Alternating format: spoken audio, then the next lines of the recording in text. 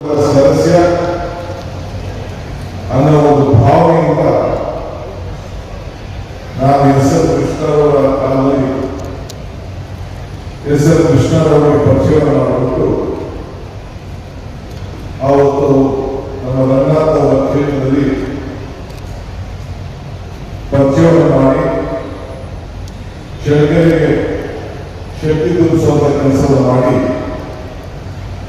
ರಾಜಕಾರಣ ಪ್ರಾರಂಭ ಆಯಿತು. ಅವರ ಚಿಕ್ಕಪ್ಪ ಜಯಣ್ಣ ನಾನು ಅವರು ಬಂಗಾರಪ್ಪನವರ ಸಂಪುಟದಲ್ಲಿ ನಾನು ಮಂತ್ರಿ ಇದ್ದೆ, ಅವರು ಚೀಫ್ ವಿಪ್ ವೀರೇಂದ್ರ ಪಾಟೀಲ್ ಅವರು ಮುಖ್ಯಮಂತ್ರಿಯಾಗಿದ್ದ ಸಂದರ್ಭದಲ್ಲಿ ಅವರು ಜಾತಿ ಆಧಾರದ ಮೇಲೆ ರಾಜಕಾರಣವನ್ನು ಈ ಕುಟುಂಬ ಯಾವುದೋ ನಾನು ಬದಲಿಲ್ಲ. ನೀತಿ ಮೇಲೆ ಬದುಕು, ಮಾನವ ಜಾತಿ ಮೇಲೆ ಬದುಕು, ಮಾನವ ಜಾತಿಗೆ ಅವರು ಯಾವ 1,000 ಜನಸಂಖ್ಯೆ ಈ ಕ್ಷೇತ್ರದಲ್ಲಿದ್ದು ಕೂಡ ಸಣ್ಣ ಜನಸಂಖ್ಯೆ, ಆದರೆ ಎಲ್ಲ ವರ್ಗದ ಜನರನ್ನ ಒಟ್ಟು ತೆಗೆದುಕೊಂಡು ಹೋಗಿ ಕುರುಬರು ಹೇಳಿಕೆ ಒಂದು ಶಾಂತಿಯ ತೋಟವನ್ನ ಈ ಜಿಲ್ಲೆಯಲ್ಲಿ ನಿರ್ಮಾಣ ಮಾಡಿದ್ರು ಅಂತ ಹೇಳಿಕೊಳ್ಳಿಕ್ಕೆ ನನಗೆ ಬಹಳ ಸಂತೋಷ ಆಗ್ತದೆ. ನನ್ನ ಮಿತ್ರ ಆಂಜನೇಯ ಅವರು ಬಹಳ ವೇದಿಕೆಯಲ್ಲಿ ಒಳ್ಳೆಯದನ್ನು ಮಾಡಿ ಅವರು 5 ವರ್ಷಗಳ ಕಾಲ ಅವರ ಜೊತೆಯಲ್ಲಿ ಈಗ 3 ವರ್ಷಗಳ ಕಾಲ ಎಲ್ಲರೂ ಒಟ್ಟಿಗೆ ತಿಳ್ಕೊಂಡು ಈ ಜಿಲ್ಲೆಯ ಅಭಿವೃದ್ಧಿಗೆ ಯಾವ ರೀತಿ ಕೆಲಸವನ್ನು ಮಾಡಬಹುದು ಕೂಡ ನಾವು ಮುಂದೆ ಇಟ್ಟಿದ್ದೀವಿ. ಬದುಕಿನಲ್ಲಿ ರಾಜಕಾರಣ ಮಾಡಿದ್ರೆ ಏನು ವ್ಯಾಪಾರ ಮಾಡಿಬಿಟ್ಟು ಕುಟುಂಬ ಮಾಡಬಹುದು ಕೂಡ ಸಂಪತ್ತು ಎಷ್ಟೇ ಇದ್ರೂ ಕೂಡ ಸರಳತೆಗೆ ಬಹಳ ಹೆಸರಾಗಿರುವುದನ್ನ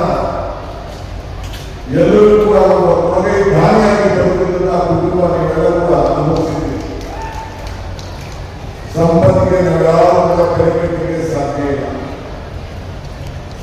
ಮಾಡುವ ಕೆಲಸವನ್ನ ಬಹಳ ಸರಳತೆಯಿಂದ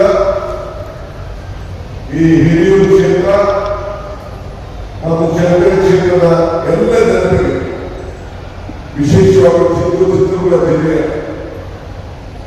ಜನತೆಯ ಬದುಕಿಗೆ ನೀರಾವರಿ ಕ್ಷೇತ್ರದಲ್ಲಿ ಅವರು ಎಲ್ಲರೂ ಕೂಡ ಹೊಟ್ಟೆ ತೆಗೆದುಕೊಂಡಂತ ದಿಟ್ಟ ನಿರ್ಧಾರ ಇವತ್ತು ಕೂಡ ಅವರ ಬದುಕಿನಲ್ಲಿ ಶಾಶ್ವತವಾಗಿ ಒಪ್ಪಿಕೊಂಡಿದೆ.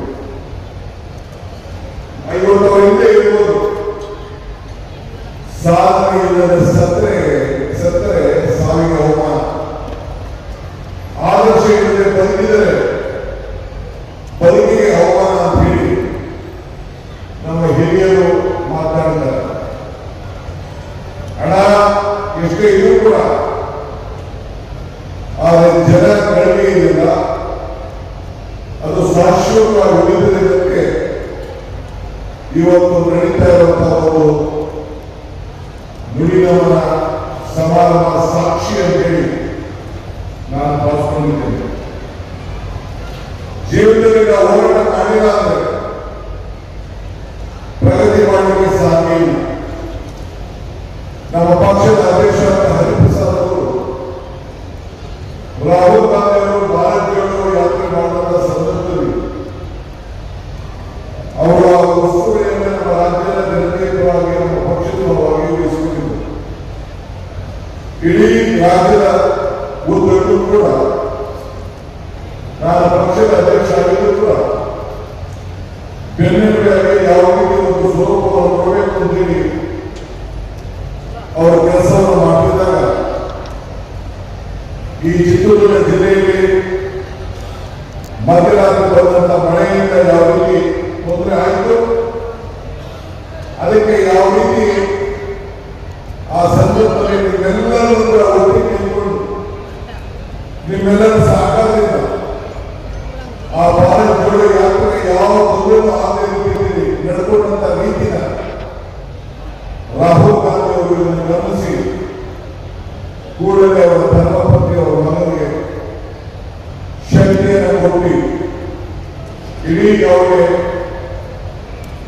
ನಮ್ಮ ಜೊತೆ ಇಲ್ಲ ಅಂತ ಗೊತ್ತಾದ ತಕ್ಷಣ ಅವರಿಗೆ ಮಾನವೀಯತೆಯ ಸಂದೇಶವನ್ನು ಕೊಟ್ಟು ಇಡೀ ಕಾಂಗ್ರೆಸ್ ಪಕ್ಷ ಸರ್ಕಾರ ಕುಟುಂಬದ ಜೊತೆಗೆ ಅನ್ನುವ ಸಂದೇಶವನ್ನು ಕೂಡ ತಿಳಿಸಿದ್ದನ್ನ ನಾನು ಮರಲಿಕ್ಕೆ ಸಾಧ್ಯ ಇಲ್ಲ. ಮನುಷ್ಯ ಎಷ್ಟೇ ಮಾಡಿದ್ರು ಕೂಡ ಕೆಲಸಗಳು ಶ್ರೇಷ್ಠವಾಗಿ ತಿಳ್ಕೊಳ್ತಾರೆ. ಮಾನವ ಜನ್ಮ ಕೊಡುವುದಿಲ್ಲ, ಮಾನವೀಯತೆ ಕೊಡುವುದು ಅನ್ನೋದನ್ನ ಬಸವಣ್ಣವರು ನಮಗೆಲ್ಲ ಪಾಠ ಕೊಟ್ಟಿದ್ದಾರೆ. ನಮ್ಮ ಚಳವಳಿಯ ಶಾಸಕ ವೀರೇಂದ್ರ ಪಂಪಿಯವರು, ಆಂಜನೇಯವರು, ಚಂದ್ರಪ್ಪನವರು, ಇನ್ನು ಗೋಪಾಲ ಕೃಷ್ಣರವರು ಈ ಜಿಲ್ಲೆ ಸಂಬಂಧ